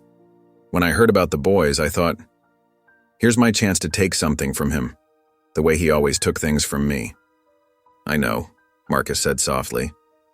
"But they're not pieces in a game, Peter. They're family. Our family." Through the study window, they could see Jaden and Jordan at the dining room table. Jaden was helping Jordan with what looked like a science project, patiently explaining something while Jordan nodded along. The scene was so natural, so familial, that Peter felt something in his chest constrict. "Jordan has your smile," Peter said suddenly. "When he gets excited about something, it's exactly like yours when we were kids." Marcus nodded. "And Jaden has Laura's artistic talent. I wish we'd known her." Peter watched the boys for another long moment. Jordan said something that made Jaden laugh, a real laugh, unguarded and bright. The sound carried faintly through the window. "Maybe—" The courtroom buzzed with nervous energy as Judge Carter settled into her chair. Sunlight streamed through the tall windows, casting long shadows across the polished wooden floors. Marcus Whitman sat at the defendant's table, his hands clasped tightly in his lap. Jaden and Jordan fidgeted in their seats behind him, both wearing new suits that still had the crisp look of recent purchases. Stephen Carlyle rose confidently, his leather briefcase open before him. "Your Honor, I'd like to present evidence of Mr. Whitman's dedication to providing a nurturing environment for Jaden and Jordan Whitaker." He gestured to a thick folder of documents. "We have reports from Dr. Rebecca Hayes detailing the boys' remarkable emotional progress, academic records showing significant improvement, and testimony from their teachers and coaches. The judge nodded, reviewing the materials with careful attention. I see Mr. Whitman has also established a substantial foundation in Laura Whitaker's name? Yes, Your Honor, Stephen confirmed. The foundation provides housing and educational support for homeless children throughout the city. Mr. Whitman has committed significant personal resources to ensure other children don't face the same struggles these boys endured. Marcus watched as the judge examined the financial investigation reports. His heart pounded, but he kept his expression calm for the boys' sake. Jordan reached forward and squeezed his shoulder, a small gesture of support that nearly brought tears to his eyes. When Peter Whitman took the stand, the tension in the room became palpable. He cleared his throat, adjusting his tie nervously. He began, then paused, looking directly at Marcus. I came here today prepared to fight, but I've seen something over these past few weeks that I can't ignore. Peter's voice grew stronger as he continued. I witnessed Marcus create not just a house for these boys, but a home. I saw him attend every soccer game, every art show. I watched him help with homework, comfort nightmares, and celebrate victories both big and small. Jaden looked up sharply, surprise evident on his face. Jordan grabbed his brother's hand, squeezing it tight. Your Honor, Peter said, standing straighter, I wish to withdraw my petition. These boys deserve stability, love, and a chance at happiness. Marcus, my brother, has proven himself to be more than capable of providing all of that and more. A murmur rippled through the courtroom. Marcus stared at his brother, speechless. Judge Carter raised her eyebrows, studying Peter intently. Mr. Whitman, are you certain about this decision? Yes, Your Honor, Peter replied firmly. Sometimes winning means knowing when to step aside. Judge Carter took a moment to review her notes before looking up at the assembled courtroom. Having reviewed all evidence and testimony, including Mr. Peter Whitman's withdrawal of his petition, I am prepared to make my ruling. She turned her gaze to Marcus. Mr. Marcus Whitman, please stand with Jaden and Jordan. Marcus rose on shaky legs, the boys moving to stand beside him. Jordan slipped his small hand into Marcus's, while Jaden pressed close to his other side. It is the finding of this court that Marcus Whitman has demonstrated exceptional commitment to the welfare of Jaden and Jordan Whitaker. The stability and love he has provided these children is evident in their progress and attachment. Therefore, I hereby grant full custody of Jaden and Jordan Whitaker to Marcus Whitman, with all rights and responsibilities therein. The courtroom erupted in applause. Marcus dropped to his knees, pulling both boys into a tight embrace. Tears streamed freely down his face as Jordan buried his head in Marcus's shoulder, and Jaden, for the first time, hugged back just as fiercely. The morning sun filtered through the newly installed floor-to-ceiling windows of Marcus Whitman's home office. Where stark minimalist furniture once dominated, colorful beanbags and a comfortable homework station now brightened the space. Children's artwork, mostly Jaden's latest pieces, decorated the walls alongside financial charts and business reports. Marcus sat at his desk, his laptop open but forgotten as he watched his sons sprawled on the carpet, working on their assignments. Jordan's soccer cleats lay nearby, still muddy from morning practice, while Jaden's sketchbook peeked out from his backpack. Dad, Jordan called out, the words still making Marcus's heart skip a beat. Can you help me with this math problem? Marcus pushed back from his desk immediately. Of course, buddy. He settled down next to Jordan on the floor, pointing at the worksheet. Let's work through it together. Jaden glanced up from his history textbook, a small smile playing at his lips. These quiet moments of normalcy had become precious to all of them. Later that afternoon, Marcus stood in the school parking lot, leaning against his car. He'd traded in his sleek sports car for a practical SUV that could accommodate soccer gear and art supplies. Other parents waved as they recognized him, no longer the reclusive millionaire, but simply Jordan and Jaden's dad. The boys emerged from the building, Jordan practically bouncing with excitement. Dad, Coach says I'm starting in Saturday's tournament. He launched into a detailed explanation of game strategies while Jaden quietly slipped into the back seat, clutching a large art portfolio. What's that you've got there, Jay? Marcus asked, catching his older son's eye in the rearview mirror. Jaden's face lit up. Mrs. Henderson wants to enter my painting in the district art show. She says it has a really good chance of winning. Marcus beamed with pride. That's fantastic. We should celebrate. How about pizza night? Both boys cheered their approval, the car filled with their animated chatter about toppings and sides. The following weekend, Marcus sat in the bleachers cheering as Jordan's team competed in the final match of the tournament. Jordan moved across the field with determination, his teammates following his lead. When he scored the winning goal, Marcus jumped to his feet shouting encouragement alongside other proud parents. Jaden, sitting beside him, actually joined in the celebration, his usual reserve forgotten in the excitement of his brother's victory. The change in him over the past weeks had been remarkable. He smiled more, spoke up in class, and even started making friends. Their moment of jubilation was interrupted by a familiar figure approaching the bleachers. Peter Whitman stood awkwardly at the bottom step, hands shoved deep in his pockets. Marcus tensed instinctively, but Peter raised his hands in a peaceful gesture. I wanted to see how they were doing, he said softly. Jordan, still flushed with victory, spotted Peter and waved hesitantly. Jaden moved closer to Marcus, who placed a protective hand on his shoulder. I know I have no right to ask, Peter continued, but I've been doing a lot of thinking. I miss having a family, Marcus. I miss having a brother. He swallowed hard. I'd like to try to make things right, if you'll let me. Marcus studied his brother's face, noting the genuine remorse in his eyes. The boys come first, he said firmly. Any relationship we rebuild has to consider their well-being. Peter nodded quickly. Of course, I understand. Maybe we could start with occasional Sunday dinners? Get to know each other properly this time? Marcus looked at his sons. Jordan nodded eagerly, while Jaden gave a small shrug that Marcus had learned meant cautious acceptance. We'll take it slow, Marcus agreed. But yes, we can try.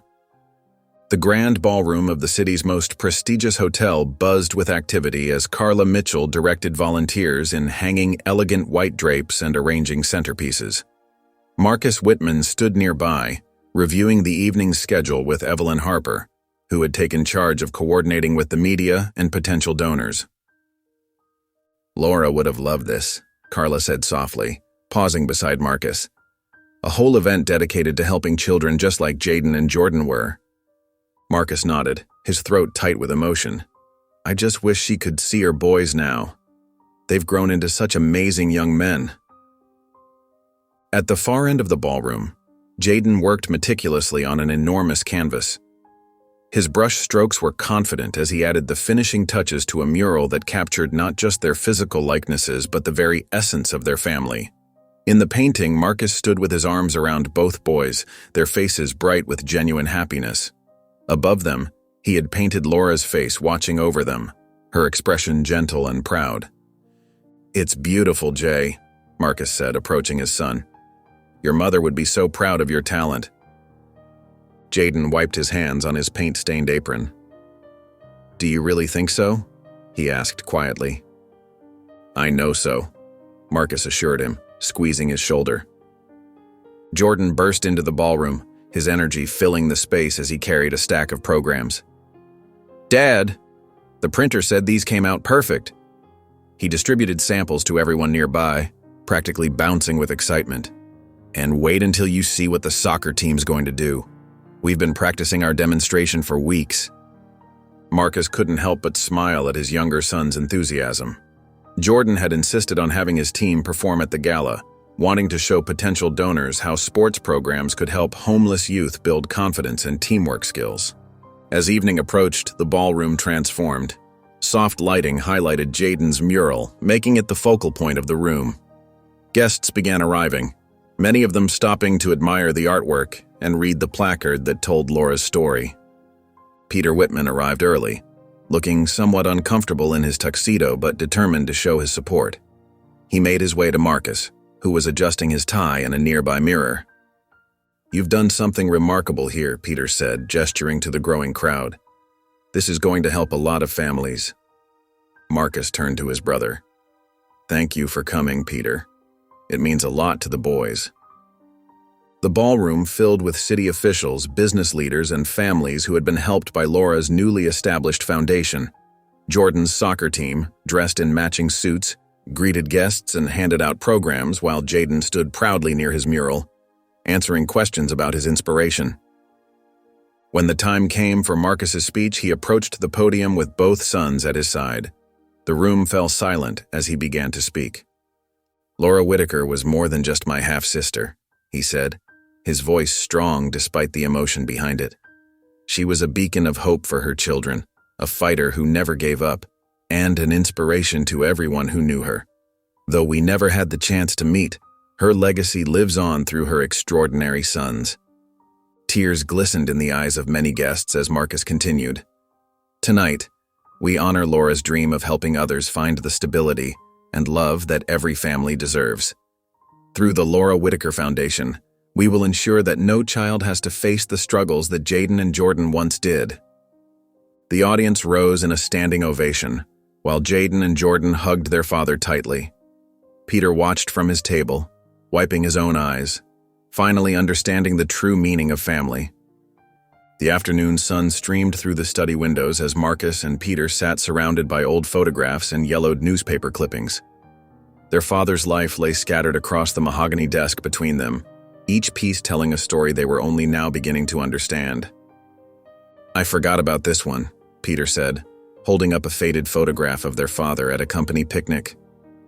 "You were what, maybe 6 here?" Marcus leaned closer, studying the image. 7, I think. It was right after he expanded the business. He picked up another photo, this one showing their father standing proudly in front of his first office building. "You know, I always thought he favored me, but looking at these now, I can see how much he struggled with everything." Peter nodded, carefully placing the photo in the leather-bound scrapbook they were creating. "He wasn't perfect, far from it. But maybe we both missed things back then, too caught up in our own hurt to see the whole picture." As they worked, Jaden appeared in the doorway, his sketchbook tucked under his arm. Peter noticed him first and smiled warmly. "Hey Jay, want to show us what you've been working on?" Jaden hesitated for a moment before entering the study. He opened his sketchbook to reveal a detailed drawing of the mansion's garden. Peter's eyes widened with genuine appreciation. "This is incredible," Peter said, studying the intricate details. "You know, the school art competition is coming up. Have you thought about entering?" Jaden shrugged, but there was a hint of interest in his eyes. "Maybe. I'm not sure I'm good enough." "Are you kidding?" Peter pulled out his phone and showed Jaden some photos of past competition entries. "Your work is easily at this level, maybe even better. What do you say we work on preparing a piece together?" Marcus watched the interaction with quiet satisfaction, noting how Jaden's usual guardedness softened as Peter shared stories about his own high school art classes. Through the window, they could hear Jordan's excited shouts from the backyard. Peter glanced out to see him practicing soccer moves alone. "Why don't we take a break?" Peter suggested. "Jordan looks like he could use a goalkeeper." They moved to the backyard where Jordan's face lit up at the sight of his uncle. "Uncle Peter, want to play? Dad says you were pretty good at soccer in high school." Peter laughed, rolling up his sleeves. "Pretty good? I was team captain." He jogged to the makeshift goal they'd set up between 2 trees. Marcus sat on the patio steps with Jaden, watching as Peter dove dramatically to block Jordan's shots, making the boy laugh with his exaggerated saves. Each time Jordan scored, Peter would demand a rematch, their competitive banter filling the yard with joy. Later that evening, as Marcus prepared dinner, he found himself pausing to take in the scene before him. Peter sat at the kitchen island, helping Jaden sketch out ideas for his competition piece, while Jordan energetically recounted their soccer match. The tension that had defined their family for so long had been replaced by something warmer, more genuine. Looking at them now, Marcus could hardly believe how far they'd come from those bitter courtroom battles. The walls of resentment that had seemed so insurmountable were slowly crumbling, replaced by bridges of understanding and forgiveness. He realized that their family's strength lay not in perfection, but in their willingness to heal together. As he listened to Peter and the boys planning future activities, art gallery visits with Jaden, soccer matches with Jordan, Marcus felt a deep sense of peace settle over him. This was what Laura would have wanted for her sons, a family bound not just by blood but by choice and love. The morning sun had barely risen when Marcus pulled his SUV into the driveway, where Carla Mitchell was already waiting with a thermos of coffee and a bright smile. Peter's car arrived moments later, loaded with camping gear and snacks for the journey ahead. "Are you boys ready for an adventure?" Marcus called up the stairs, trying to contain his excitement about the surprise road trip he'd planned. Jaden and Jordan appeared with their backpacks, their eyes widening at the sight of both their uncle and Carla ready for travel. Jordan bounced down the steps 2 at a time, while Jaden followed more cautiously, a sketchbook tucked under his arm. "Where are we going?" Jordan asked, practically vibrating with enthusiasm. Marcus shared a knowing look with Peter before answering. "We're going to take a little journey through our family's history. All of it, the good and the difficult parts." The first few hours of the drive were filled with Jordan's endless questions and Carla's road trip games. Peter took turns telling stories about their father, filling in gaps that Marcus had never known. Jaden sketched the passing landscapes, occasionally showing his work to Peter, who had become his unofficial art mentor. Their first stop was the orphanage where Marcus and Laura had spent their early years. Sister Agnes was waiting for them at the entrance, her weathered face breaking into a warm smile. The building looked smaller than Marcus remembered, its brick walls worn but well-maintained. "This is where your mother and I lived," Marcus explained softly to the twins. "She was just a little younger than you when she was here." Sister Agnes led them through the halls, pointing out old photographs on the walls. She stopped at one showing a young girl with a familiar, gentle smile. "That's your mother," she said, touching the frame tenderly. "Laura was always drawing, just like you, Jaden. She'd spend hours creating beautiful pictures for the younger children." Jaden stepped closer to the photograph, his fingers brushing against the glass. Jordan pressed against his brother's side, both boys silent as they absorbed this new connection to their mother. Peter stood back, watching the scene with misty eyes. "I wish I'd known her," he said quietly to Marcus. "Maybe things would have been different." The day continued with visits to other significant places: the park where Laura used to take the twins, the community center where she'd worked, and finally, a secluded camping spot by a lake for their overnight stay. As darkness fell, they gathered around a crackling campfire. The flames cast dancing shadows on their faces as they roasted marshmallows and shared stories. Carla produced a photo album she'd secretly compiled, filled with pictures of their new life together. "I want to show Mom's strength through my art," Jaden said suddenly, his voice steady despite its softness. "I want to paint things that make people feel hope, like she did for us." Jordan nodded enthusiastically. "And I want to help other kids like us. Maybe we could start a program at the community center." He looked at Marcus hopefully. "You know, for kids who need a family?" Marcus felt his heart swell as he watched Peter squeeze Jordan's shoulder supportively. Carla wiped away a tear, her smile reflecting the firelight. "I think your mother would be very proud of both of you," Marcus said, his voice thick with emotion. "She never gave up hope that you'd have a better life. And now here we are, all of us together." The fire crackled softly as they continued sharing dreams and memories, their circle tight and warm against the cool night air. Their words wove together like threads, strengthening the bonds that had transformed them from strangers into family. The school auditorium buzzed with excitement as students and parents gathered for the annual art competition. Jaden stood nervously beside his painting, a striking portrait of his mother based on the photograph from the orphanage, surrounded by symbolic elements representing hope and family. When the judges announced his name as the first-place winner, his hands trembled as he accepted the blue ribbon. "Your use of light and shadow is exceptional," one of the local artists told him. "You have a rare gift for capturing emotion." Across town at the soccer field, Jordan's cleats dug into the grass as he maneuvered past defenders.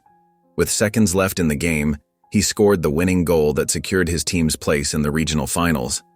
Marcus and Peter cheered from the stands while Carla captured the moment on camera. Later that evening, Marcus gathered everyone in his study. 2 elegant envelopes sat on his desk, each bearing the twins' names in careful calligraphy. "These are for you," Marcus said, his voice soft with emotion. "I've established the Laura Whitaker Memorial Scholarship Fund. Your futures are secure. You can pursue any education you choose." Jaden's hands shook as he opened his envelope, while Jordan stared at his in disbelief. Carla watched from the doorway, dabbing at her eyes with a tissue. "Mom always wanted us to go to college," Jordan whispered, looking at his brother. "She never got the chance herself," Jaden added quietly. That night, Marcus sat at his desk, pen hovering over cream-colored stationery. The house was quiet as he began to write. "Dear Laura, your boys have brought light into my life in ways I never imagined possible. Jaden has your artistic soul and quiet strength. Jordan carries your infectious spirit and determination. They are living testaments to your love and courage. I wish we had known each other, sister. I wish I could thank you in person for the incredible gift you've given me through your sons. They've taught me the true meaning of family, and I promise to honor your memory by giving them all the love and opportunities you dreamed of for them. Your brother, Marcus." He folded the letter carefully, placing it inside an antique silver locket alongside the photograph of Laura. The locket had belonged to Sister Agnes, who'd given it to him during their visit to the orphanage. When he presented it to the twins, their eyes filled with tears as they traced their fingers over their mother's smiling face. "This is for both of you," Marcus said, watching as they carefully passed the locket between them. "So you'll always have a piece of her close by." The autumn sun cast a warm glow over the gathered crowd as Marcus Whitman stood at the podium in front of the newly constructed Laura Whitaker Memorial Shelter. The modern building's glass facade reflected the golden light, making it seem to shimmer. Hundreds of community members filled the chairs on the lawn, while reporters lined the edges of the gathering. Marcus adjusted his tie, his hands trembling slightly as he looked out at the faces before him. Jaden and Jordan sat in the front row, dressed in matching navy suits, their eyes bright with pride. Peter sat beside them, his hand resting supportively on Jordan's shoulder while Carla Mitchell dabbed at her eyes with a tissue. "When I first met Jaden and Jordan," Marcus began, his voice carrying across the hushed crowd, "I was a man who had everything money could buy, but nothing that truly mattered. Through them, I discovered what my sister Laura knew all along. That family isn't about blood or wealth, it's about love and second chances." He paused, gathering his emotions. Laura Whitaker never had the opportunities she deserved, but she gave her sons something priceless: the courage to hope, to dream, and to love. This shelter stands as a testament to her spirit, offering others the second chance that changed my life forever. In the audience, Jaden squeezed Jordan's hand as tears rolled down their cheeks. The crowd sat in reverent silence, many wiping away their own tears. As Marcus stepped away from the podium, Jaden and Jordan made their way to the shelter's entrance. A large canvas hung covered on the wall, waiting to be unveiled. The twins stood on either side of the fabric, their hands gripping the edges. "Our mom always believed in helping others," Jordan said, his voice clear despite his emotion. "This mural is our way of sharing her light with everyone who comes here seeking hope," Jaden added. Together, they pulled away the covering, revealing a stunning mural that stretched across the wall. The painting showed Laura Whitaker's face, gentle and smiling, surrounded by scenes of family, hope, and new beginnings. The style perfectly captured Jaden's artistic talent while incorporating Jordan's vision of vibrant life and movement. Gasps of appreciation rippled through the crowd. The mural seemed to glow in the late afternoon light, Laura's eyes carrying such depth and warmth that many viewers felt she was watching over them. Marcus stood transfixed, seeing his sister's face rendered with such love and skill by her son. Children from the community approached the mural, pointing out different details: a soccer ball here, an artist's easel there, symbols of the twins' journeys woven throughout the larger image. Their parents shared knowing looks, understanding the power of second chances and the strength of family bonds. Peter stepped forward, placing a hand on Marcus's shoulder. The brothers exchanged a look of understanding, their own journey of reconciliation reflected in the message of hope before them. Carla Mitchell joined them, wrapping an arm around each twin as they stood back to admire their work. The setting sun painted the sky in brilliant oranges and pinks as the ceremony drew to a close. Marcus walked down the path with Jaden and Jordan on either side. their hands linked together. Their laughter echoed across the grounds as Jordan recounted a funny moment from the ceremony, and Jaden teased him about nearly tripping on his way to the podium. The three figures moved in perfect sync, their shadows stretching long behind them, while ahead, the sky blazed with promise. Their steps were light, unburdened by the past, each one carrying them forward into their shared future.